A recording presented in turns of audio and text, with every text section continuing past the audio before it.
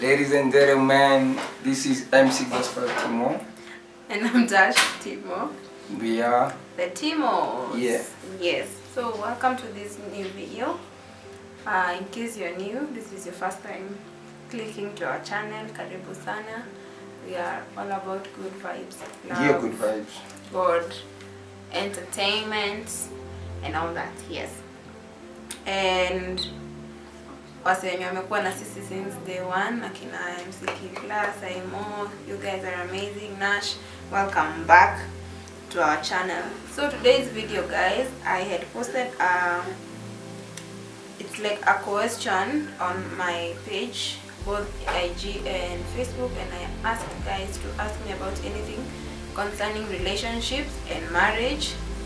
And because people asked questions zenye zilikuwa zinafanana, and then I realized ni kama it's like something that's happening, we decided to do a video to answer those questions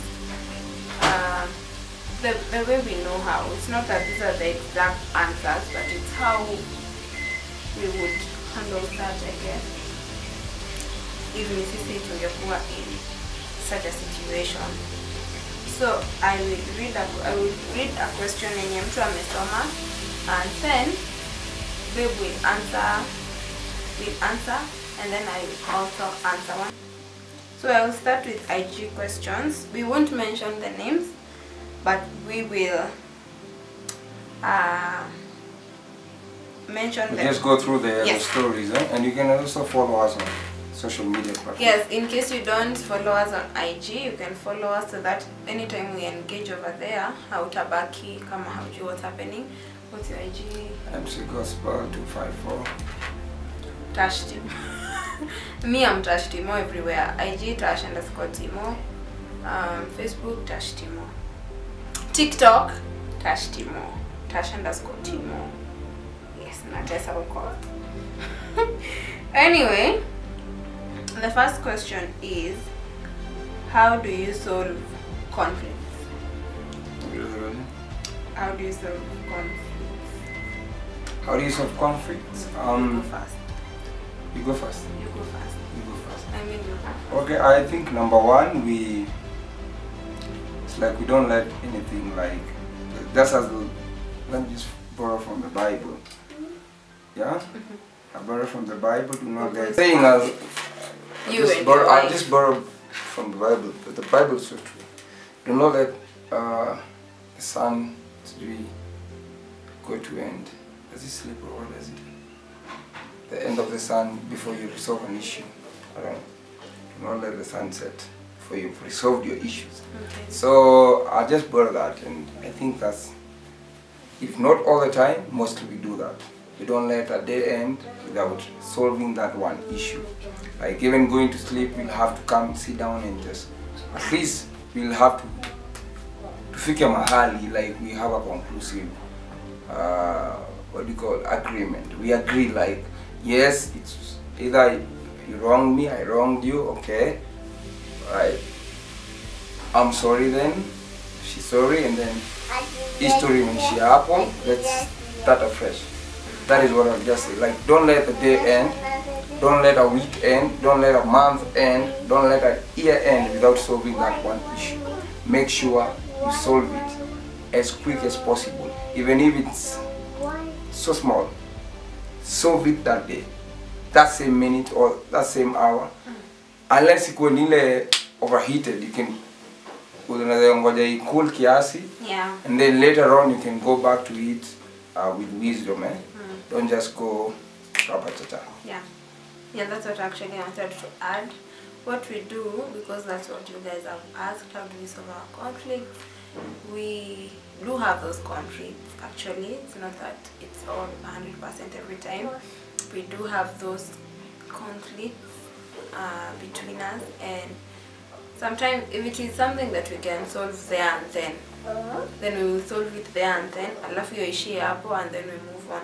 But kama venye amesema, sometimes things might get heated up, and then you know when things are heated up, mtu akuangi in a proper state of mind, and that is why you take time kidogo. When you take time, you have time to think, to think about what you're going to say, to think about what had just happened, process whatever happened, and then be sure of how you're going to approach this issue, you see. But the most important thing venye amesema ni try and make sure hamuendi kulala kama hamjaisolve, ama isipite 1 or 2 days kama hamjaisolve. But also don't assume as in ikipita 1 day you guys are to just continue with the norm. No, especially for ladies, that thing does not isha if you guys don't talk about it.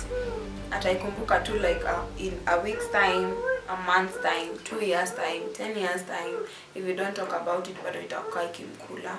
I don't know if for men it's the same. For men we can forget something very easy, but it's good to talk about it will always like hunt you down. Yes, so it's good to talk about. Just calm down. Weka unajua wewe ni mse wako.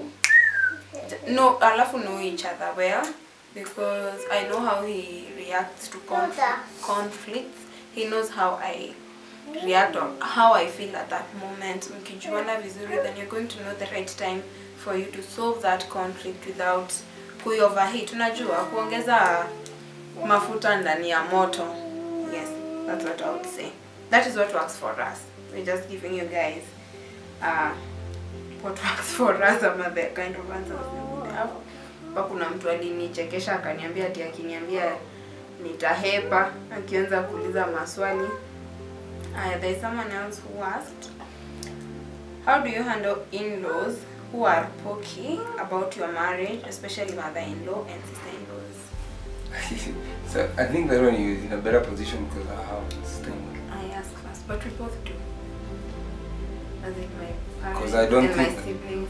Okay, what I can say, I think I can just say God has blessed us. We have very good in-laws and sisters that we understand each other.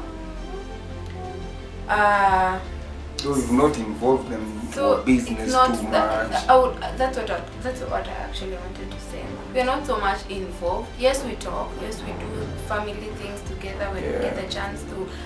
But we have that boundary. Yep. And I think that's the most important thing, for you to have boundaries. What I say is, we have given each and every person their own respect. That's what I'd say. Kila mtu amepeana respect yake, and then you make sure your in-laws understand that this is your family. You get? Yep. Yeah, like babe, side yao, they understand I am the wife, and my side, Timo is given the respect that he deserves. And also our siblings, we respect them as well, so that respect goes both ways. That's what I would say. But I think how you deal, because the question is how do you deal with those pokey ones? With those pokey ones. I would say we are the one, or you in that situation, you're the one, either you or your husband or your wife, you're the one who opened that room for them to be pokey. There are those who they want to sniff around and just know whatever you're doing. Don't give them anything.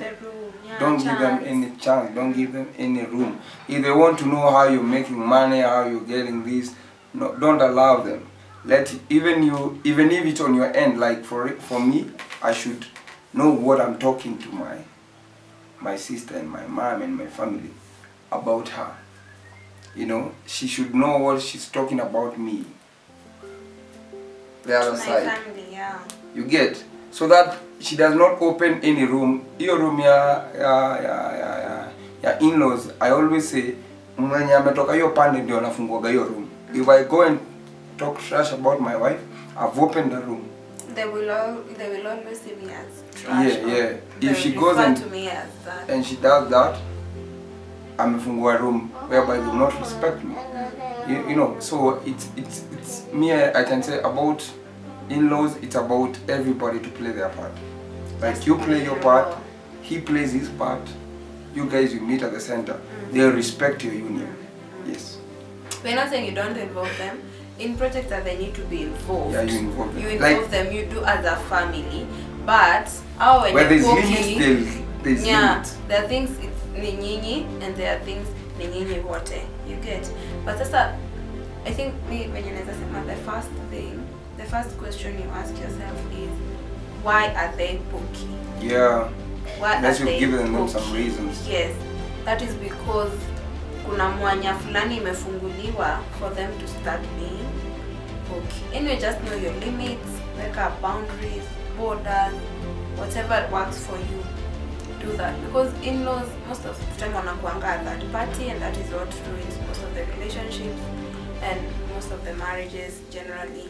That's what I would say. And also pray pray for God to intervene, because there are some other in-laws ataweke boundaries and ataweke nini still be wenye tunananga kuita Nigeria anyway. The next question is, what would you advise someone in a toxic marriage? A toxic marriage? Like in a toxic marriage.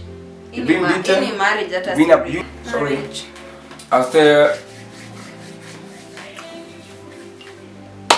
seek for counseling, seek for advice. Because you'll find maybe you're in a toxic marriage, maybe you're fighting. It is so toxic because maybe there are things that are not aligned together, you guys. Not hamjatengeneza. You understand? But this is what I'll say, even if in a toxic marriage does not mean that it can't work, it can work. And also does not mean that you have to stay there until something bad happens to you, it becomes abusive. You get? So I just say, look for people who can advise you. You table your issues out. The reason why maybe you're struggling or having those toxic issues, or the things that are making you to see that this is a toxic marriage. And from there you'll be able, once you get that help, you'll be able to decide, you know, how do I change, or how do we move from here? You get? Yeah, that's what I'll say. Like, but if it's bad, it's toxic, but don't wait until you're stabbed to death. Okay. Yeah. Okay. Yeah. Okay, so that's what I was gonna say. What I would say is, being in a toxic marriage, that comes in 3 ways. That's mental, emotional, and physical. And all of them, hakuna yenye haijabeba weight. Nothing is more weightier than the other. All of them matter. And actually it goes both ways, because nowadays, you know, and the way women empowerment, you can find even a guy is in a very toxic relationship. Yeah. Whereby You are suffering. Which is true. Are you suffering? No, not me. Whereby you find the man is in a toxic relationship whereby he's not he's being manipulated emotionally, for lack of a better word, or mentally. Squeeze wa mama, they have wamejua kubox, so even physically at times. But for most cases, it normally happens to the female in the relationship. That's what I would say. So what I would say is, one thing I have learned, this is me, I have learned, there is something that comes in the morning as I'm working and I'm listening, and there was a counselor who was saying someone who is toxic will always be toxic. That's what they say, according to research. So I don't know what will happen, especially if it is a violent person, because if a person can hit you the first time, it means that they are comfortable enough to hit you the second time and the third time. I'm speaking from the violence perspective. And if a person can drain you emotionally and not feel anything about it, it means that they are comfortable doing so. And changing a person is not that easy, right, babe? Yeah, it's very hard to change a person. Like the way ladies say, oh, man says, she's a cheater, I change her. He's a cheater, I change him. Yeah, I feel like what I was saying is, just be careful. The first thing I would say is find someone to talk to. Maybe those people don't even know they're being toxic to you, no? So find someone who you guys can talk to, maybe go through counseling. If it works, as Timoz said, it can work. It doesn't mean that it can't work. Maybe if you go through the right channels, it can work. But if it reaches a point and you're seeing things are not working, don't force issues, especially with this violence involved, unagongwa, black eye, meno mbili tatu imetoka. Don't wait for your life to come to an end, because as we're seeing nowadays, millennials, hata wase wa kitambo, sio tu millennials, wanapotelea kuua mtu mwingine. Yani the resort they have as the last resort is taking someone's life and then taking their own. I mean, you can tell the environment venye iko. If you feel this environment is no longer safe for me, it's no longer safe for my kids, it's no longer safe for anyone, imagine just go find yourself somewhere else, and then maybe later on you will have more knowledge, more time to think about what just happened, process everything, and then know the way forward from there. But don't just wait there, like kudingine kwa nasikia mtu anasema utaniua leo baba nani, utaniua leo atakuua. Don't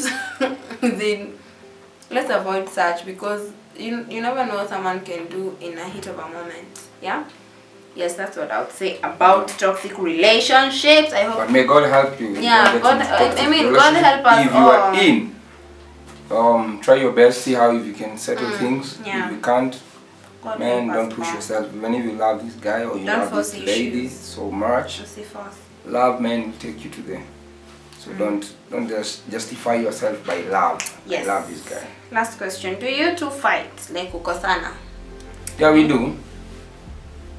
We do. It's norm. That's a norm for marriage. Something that two people can never be together. Actually, at kama I see you and your friend, your mere friend, you want to tell me you don't argue?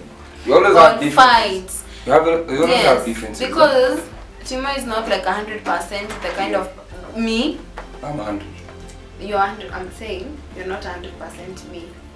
We are married, but we are two different. Okay, you're 101%.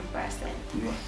We are married, but we are two different people with different personalities, different background, with different culture, with different background, with same beliefs.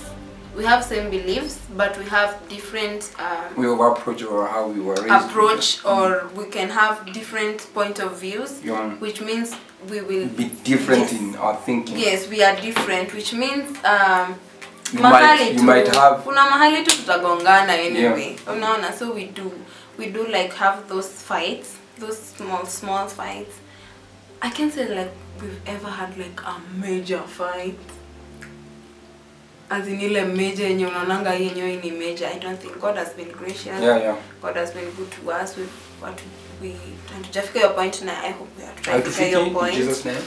But we do like have some little fights, as I would say, zenye hazikosangi, right? But it doesn't happen that often. Someone asked me, how often do you guys quarrel? It does not happen that often because I can't even remember the last time. Like we quarreled. Yeah. Yes. We do quarrel. Yes, we're not painting ourselves as saints. Yeah, we're not saints like me. Yeah. And the same.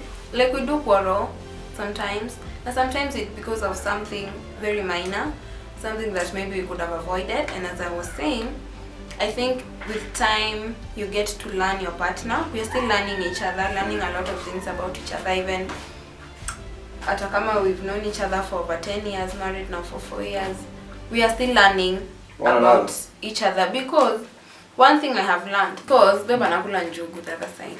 What I can say is toxic.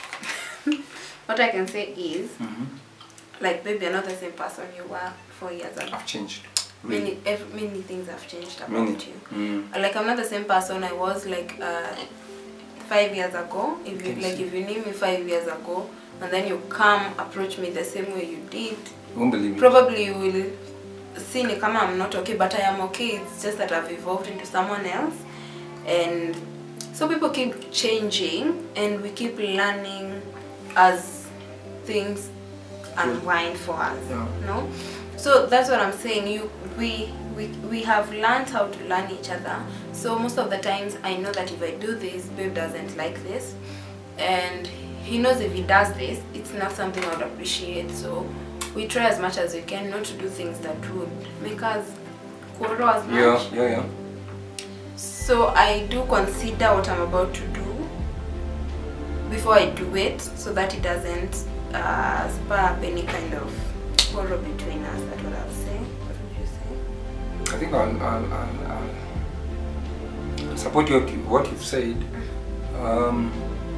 Because we know one another, you know, like what I like, what you know what you like. I will not go to that extent of, you know, because I really need to that extent. I don't want it. Me, number one, I hate quarreling, so I hate it. I like peace, peace, peace, as in peace. It's all I care about. So I'll try my best not to kosea someone. Even those people who knows me, maybe I'm not that good, but I try my best not to kosea you, so that we'll just live in peace. In peace. Yeah, you know. Yeah. So that's how even in the house, I still bring the same principles. Yeah, I want to live in peace with my beautiful wife, my family, my child, and everyone, even in my family. I don't like making somebody feel bad. It is not in me, and I will not want another person to do the same to me. What I would not want to do to them. Yes. So we live happily ever after. We live in the honeymoon. I think what people should consider first of all is the peace. Yeah. As you said, if you want to be in peace, then do to someone what you want them to do for you. True. So that you guys can be in peace together. And I think we're done with the questions. Yeah. And we hope this video has helped someone. Kama umesaidika. Also kama umebarikiwa, please like this video, give it a thumbs up, and also comment down below. We'd like to get your feedback. Yeah. And if you've not subscribed, kindly consider subscribing to this channel, and tutakuwa one big family. Also remember to follow us on our social media at MC Gospel 254 Timoz across our boards, across all social medias, and yes, top up pamoja. So we're going to see you guys in our next video. See you in our next video. See you in our next video. Bye. Bye.